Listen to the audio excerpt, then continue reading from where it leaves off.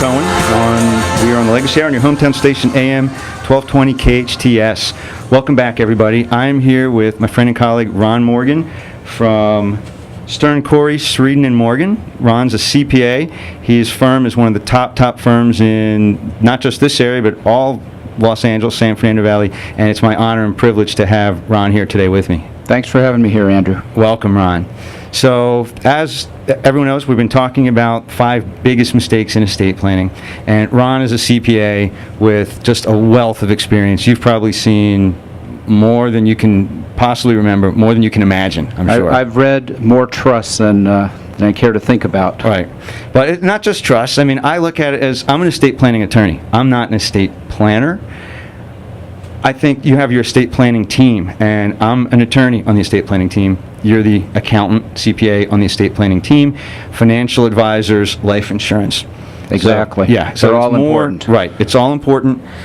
I like to think sometimes that, it's centered around the revocable trust, but really everything is there, and everyone has a role to play. Exactly. And as you know, not just the trust that's important, but also the healthcare directive, durable power of attorney, the whole package that every attorney who prepares a trust should be doing. Exactly. It's during life and after life. The trust helps everything.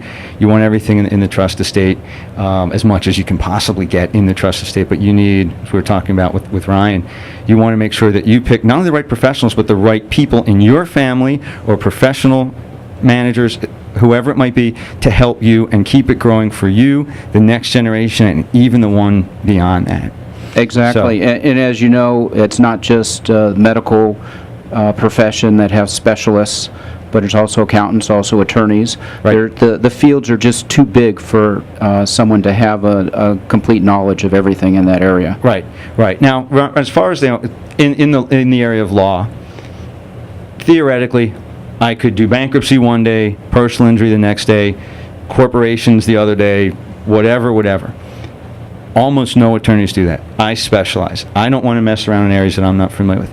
How does that work in the accountancy field? It basically the same thing. We could be doing anything in the area. However, I have a certification for estate planning. Okay. I've been doing this for 20 years or so. I've prepared many estate tax returns, Form 706, which... Fun.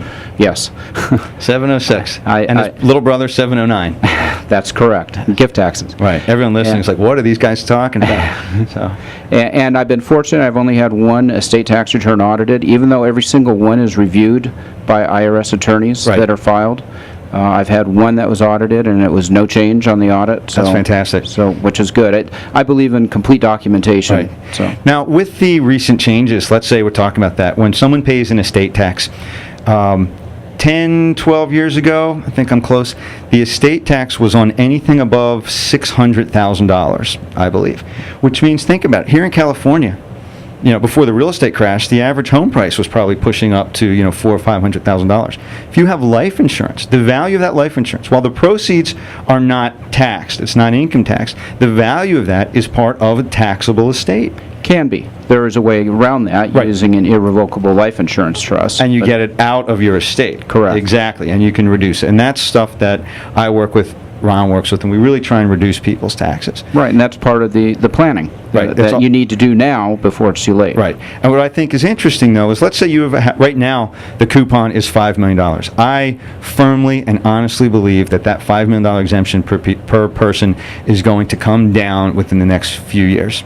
Well, the law right now is it's indexed for inflation. Right. So it'll tick up slightly. But I think the quote-unquote permanent is not going to be... Well, as we know in Congress, nothing is permanent. Nothing's permanent, right. I mean, January 1st, this was made, again, quote-unquote, permanent. In early April, the Obama administration started talking about reducing it to between $1 and $3.5 million a person.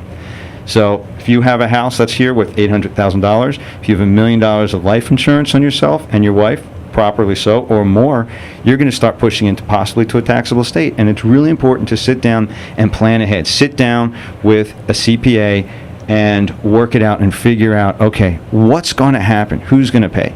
You saw James Gandolfini. I'm sure you've, in your office, have seen that. No, he is not a client. He's not a client, but you've seen that. He had no planning in place, is my understanding. he's going to literally lose $35-40 million to the government because he didn't have any planning. And while that doesn't affect most people, it affects everyone on a different scale. Right. We never know when we're going to die. All we know is we are going to. Right. Right. You know, exactly. Death and taxes, right? Right? You hear that, you know, and people don't always want to talk about these things.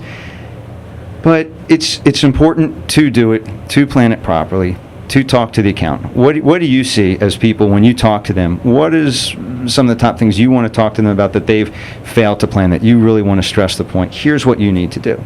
Well, Give me one, because we're going to take a break in a minute. And, well, I think it's important that they do something. Right. They need to think about it. As you talked about earlier, head in the sand. People don't want to think about their own mortality, and so they think problem will just go away, which, when they die, it will. They won't have to worry about it. And then it's your wife's problem. It's your wife's problem. It's your kids' problems. It's a little bit selfish, right? And I've seen many situations that their parents have died, and the kids have to deal with it, and it's a big mess. Yeah, it's true. Well, Ron, hold that thought. We need to take a break now. We'll be back with Ron Morgan from Stern Corey, Street and Morgan. This is Andrew Cohen, the Legacy Hour, on your hometown station, AM 1220 KHTS.